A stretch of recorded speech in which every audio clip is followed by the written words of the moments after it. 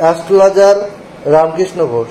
আমার এই চ্যানেল অর্থাৎ অ্যাস্ট্রোলজার রামকৃষ্ণ ঘোষ চ্যানেলের পক্ষ থেকে জানাই আপনাদের সকলকেই স্বাগত।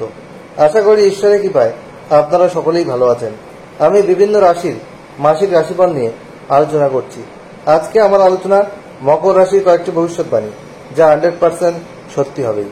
জুন 2025 মকর রাশির স্বাস্থ্য কেমন যাবে, তাদের শিক্ষা, প্রাথমিক শিক্ষা, কলেজ বিদ্যা, উচ্চশিক্ষা কেমন হবে, তাদের কর্ম, চাকরি বা ব্যবসা কেমন হবে, তাদের ওভারঅল ভাগ্য কেমন যাবে, তাদের প্রেম দাম্পত্য জীবন কেমন যাবে, তাদের যে সার্বিক উন্নতি কেমন হবে, তাদের আর্থিক উন্নতি কেমন হবে, ব্যয় কেমন হবে, এইসব নিয়েই কিন্তু আমার আজকের আলোচনা।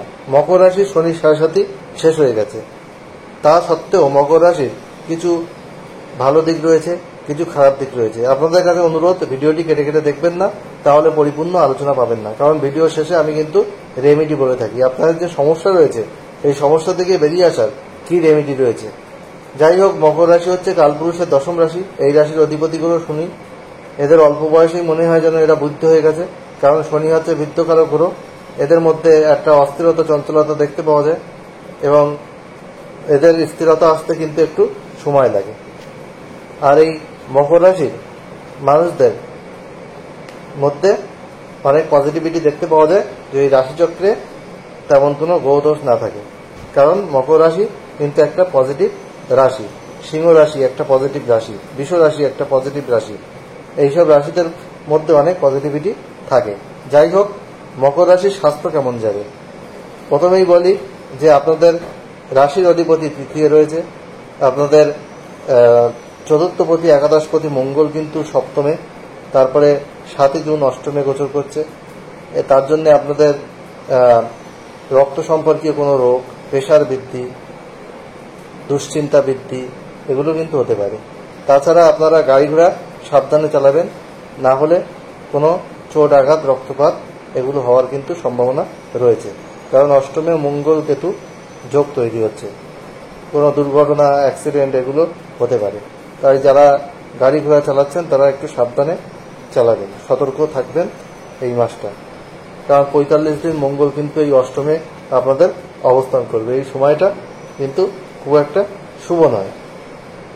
চতুর্থপতির অষ্টমে অবস্থান এবং চতুর্থে শুক্র অবস্থান করছে এবং পঞ্চমে রয়েছে রবি বুধ, কিন্তু 6 জুন পর্যন্ত থাকবে। তারপরে 7 জুন ওই বুধ হচ্ছে আপনাদের ষষ্ঠে গোচর করবে। ষষ্ঠে বৃহস্পতিও রয়েছে, আবার সেখানে 15 জুন রবি প্রবেশ করবে।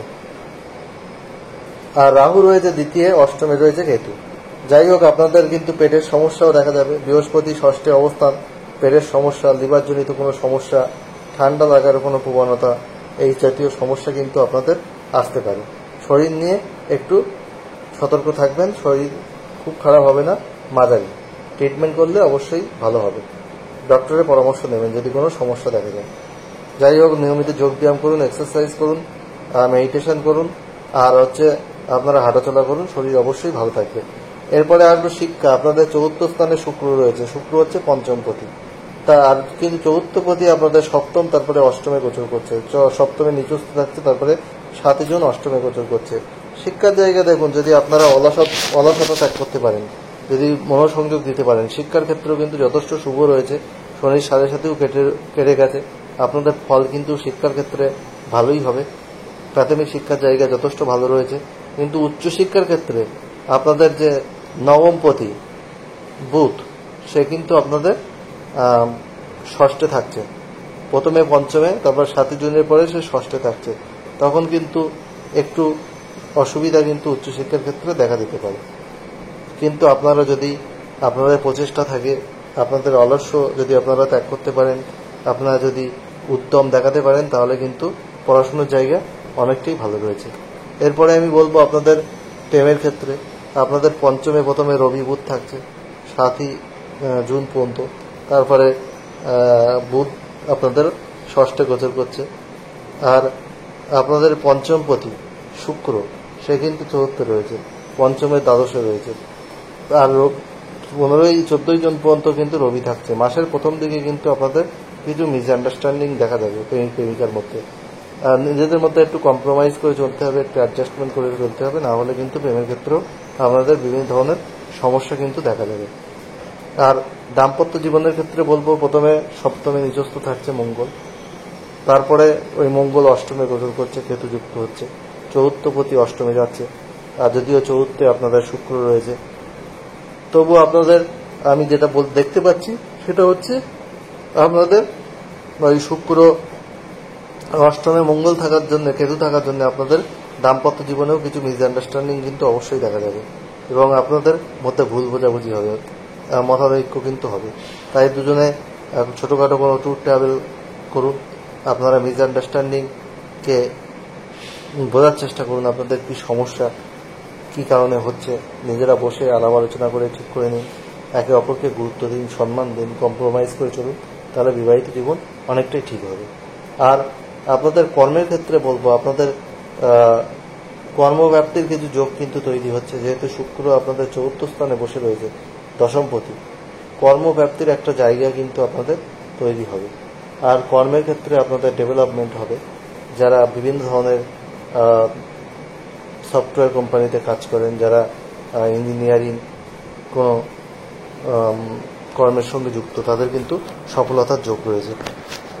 আপনাদের কর্মের ক্ষেত্রে উন্নতি হবে, ডেভেলপমেন্টের জায়গাও কিন্তু রয়েছে। আর ব্যবসার ক্ষেত্রে বলবো, আপনাদের ব্যবসার কারক গ্রহ আপনাদের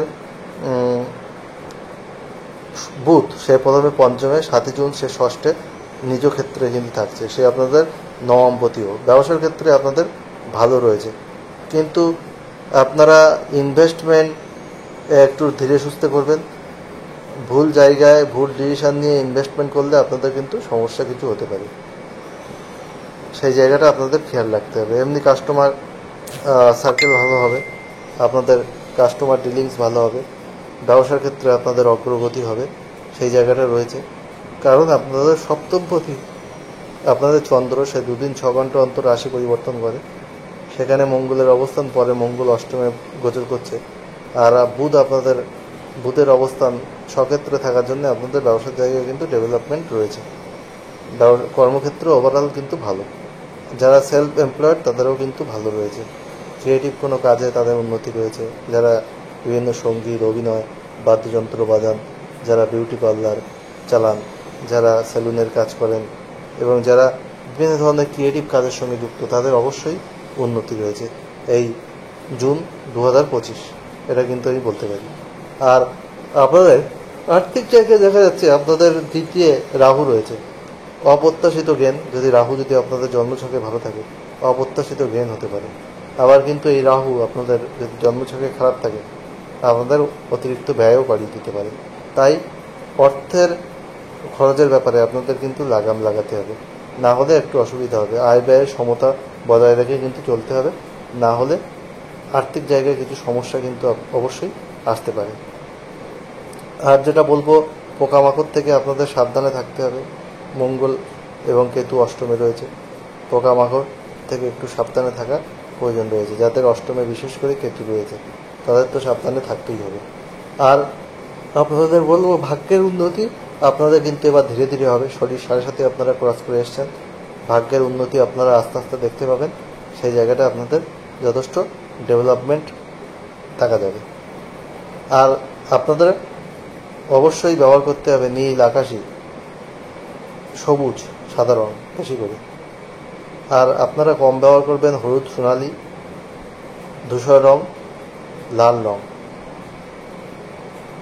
এবং আপনারা গোলাপি রং কম ব্যবহার করবেন, তাহলে কিন্তু আপনাদের উন্নতির জায়গা আরও প্রসারিত হবে।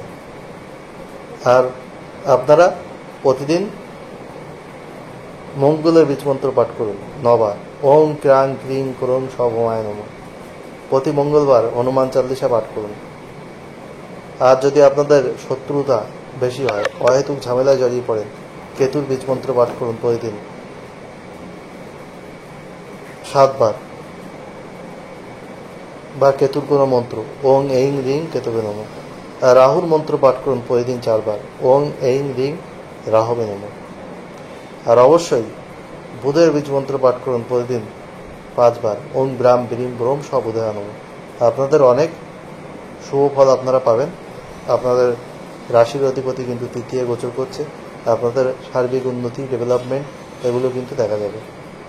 আপনাদের অনেক উন্নতির জায়গা কিন্তু আসবে, কারণ শনির সাথে কাটিয়ে শনি আপনাদের ভালো জায়গায় অবস্থান করছে। তৃতীয় শনি গোচরে আপনাদের কিন্তু অনেক শুভ ফল এনে দেবে। মাঝে মাঝেই আপনারা কিন্তু সুসংবাদ পাবেন এই মাসে। যাই হোক, জুন 2025 সব মকর রাশি মানুষের জীবন সুখ সমৃদ্ধি আনন্দে ভরে উঠুক, ঈশ্বরের কাছে এই প্রার্থনা করে আজ এখানে শেষ করছি। আবার খুব তাড়াতাড়ি নতুন আলোচনা নিয়ে আমি আপনাদের সামনে হাজির হব। আপনারা সবাই ভালো থাকুন, এটাই কাম্য।